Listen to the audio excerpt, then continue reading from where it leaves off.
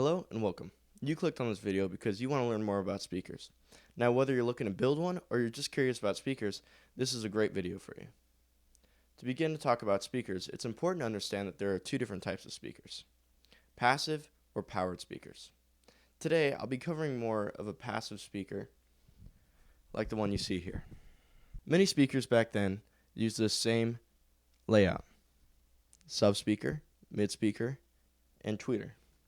It's important to understand that these three different types of speakers cover different frequency ranges within sound. This you see here is a bass port, and this is important and we'll explain later. Now this is a powered speaker. However, I've taken out the sub speaker down below for a separate project.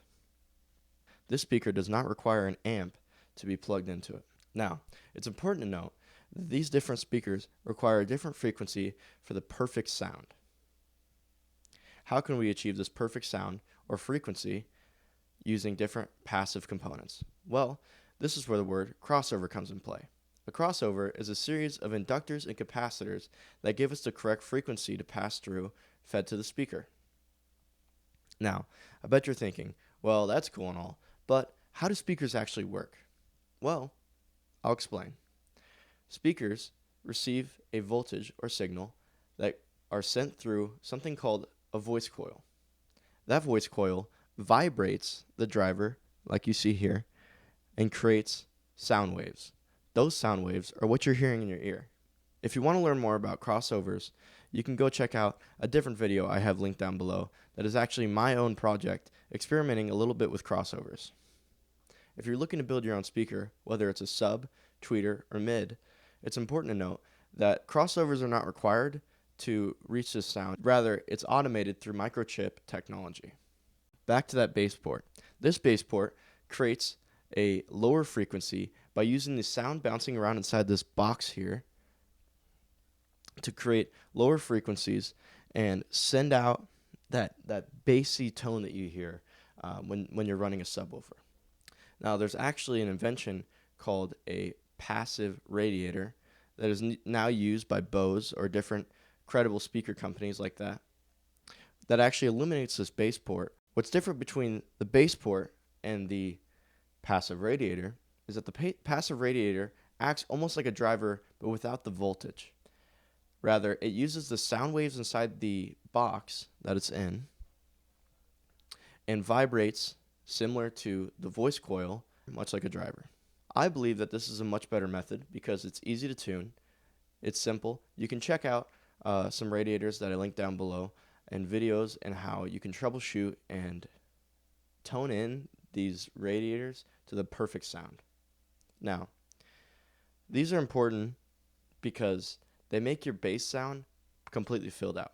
And why are crossovers important? Well, crossovers are important because you want to capture every frequency that you can through the sound. And as you can see on the diagram that I'll have up here, you can see that the crossover allows for frequencies to match and meet up at the perfect frequency. This will allow for the sound to be perfect.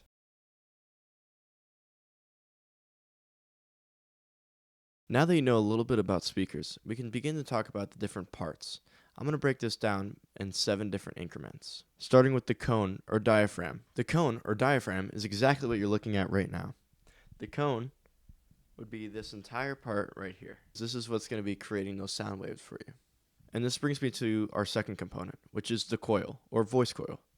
And this is actually what generates the sound waves in the cone or diaphragm.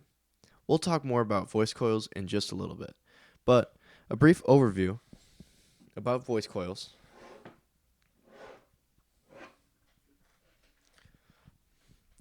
But our voice coil is just under this, which is our dust cap.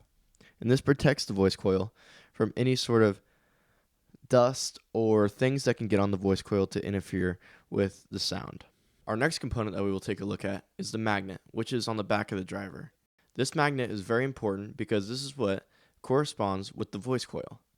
These two work together to create the vibrations that you see in the speaker. And here you can see the magnet right on the back of the driver here. And this is going to send your signal to the voice coil or have the corresponding magnetic poles. Our next component is the suspension or spider. This is a flexible material attached to the voice coil that allows it to move back and forth without having wobble. This is very important because this will prevent distortion in our speaker. Our next component is called the surround. The surround is a flexible ring that connects our cone to the base of the speaker, or the speaker frame. This acts as a cushion to allow the cone to move while going back to its original resting position. The frame, or basket, as mentioned earlier, is the body of the speaker that holds everything together. The frame is very important to not have vibration because this could affect the audio quality. This also helps dissipate heat coming from the electrical components. These are all the 7 main parts of the speaker. Now, to get to the more physics side, we must talk about the voice coil. The voice coil is actually amazing because it's what generates the sound from the speaker. When this voice coil receives the electrical current coming through it at different frequencies, it generates the same exact changing field in those frequencies. When that changing field occurs, that magnetic base that we talked about earlier creates a fluctuation in the cone, and this fluctuation in the cone creates your sound waves. It's very important that this voice coil is precise and accurate, which is why we have the suspension or spider, as explained earlier. As the electrical properties change, the magnetic properties will change. These changing poles create that sound vibration in the cone or diaphragm. This is all possible, of course, because of the interaction between the magnet on the back of the speaker and the voice coil.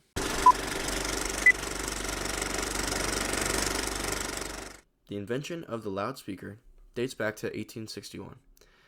It was invented by Johann Philipp Reis, a German scientist. He built an early electronic speaker in his prototype telephone. This would convert electrical signals to sound. Unfortunately, this had a weak and unclear audio signal. The moving coil design that we know today was invented in 1921 by Edward W. Kellogg and Chester W. Rice. This speaker design uses a voice coil and magnet to create vibrations and produce sound, like the speakers we know. In 1943, there was the development of coaxial speakers, which housed 2 speakers within the same unit, usually a tweeter on top of a mid-range or sub. The first electrostatic commercially available speaker came out in 1967 by Quad Electroacoustics. And in the 70s, there was the invention of the subwoofer by Ken Kreisel, the co-founder of Miller & Kreisel Sound. In the 80s, portable sound was a must, so smaller and efficient audio systems were made, like the Walkman. And in moving into the 2000s, Wi-Fi and Bluetooth wireless speakers were no longer a thing of the future. And to this day, audio advancements have never stopped. Now I'll give you a short demonstration of what my home theater audio sounds like.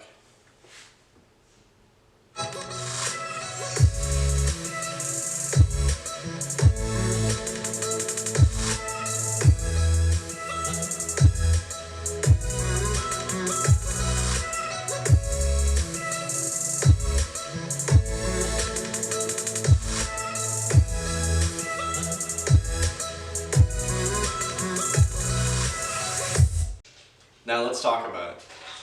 As you saw in that short clip, I have the 2-speaker setup, or rather, a 2 and 1 speaker setup. You have the subwoofer over here. And for these 2 speakers here, we have a left and a right, with the stereo in the middle, right there.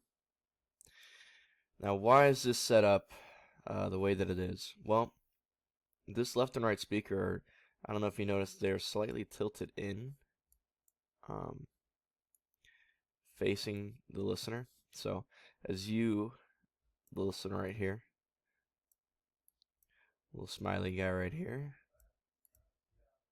Oh, jeez. I'm so sorry. Oh my gosh. Anyways, okay. You tell I'm new to this. So here, you're standing right here, you're listening to the music.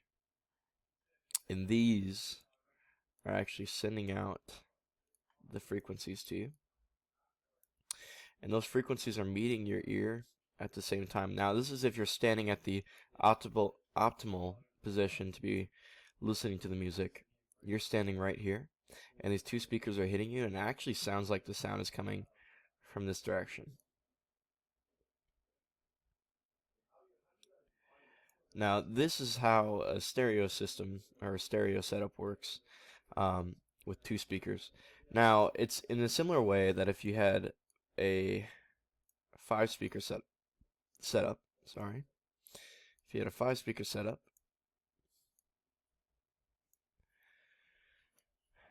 you'd have a similar uh, system happening here. And actually, this would be a way better setup because if you're watching something on a TV over here, um, and you're hearing someone walking or on the left or the right, or a tree branch falling from, let's say, over here, um, you're actually hearing that in real time, which is a pretty awesome setup, and this is optimal and preferred for watching television. Now, it's very important to not have something called phase cancellation, and phase cancellation can cause interference with the frequencies that you're hearing. So maybe it's ducking some kind of frequencies and maybe making some frequency ranges very hard on the ear. And this happens because two frequencies will cancel out, or maybe they're slightly out of phase and create a kind of out of tune effect coming from the speaker. In this subwoofer placement, uh, this this is not the optimal position to have my subwoofer. However, it is the most convenient as far as plugins go. So that's why the subwoofer is placed there, but that is not convenient. Um, However, you can go ahead and try with your own setup if you have a subwoofer. There's different places in the room that the bass may sound better.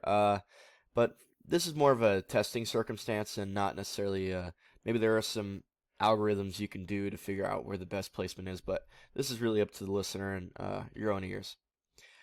For as far as room and the best ambient sounding room is actually going to be your living room. And why is this? It's because your living room, you have furniture and most likely have things on the wall that are uh, basically dampening the sound. So this is stopping the sound from bouncing off the walls and creating a reflection or an interference with these frequencies.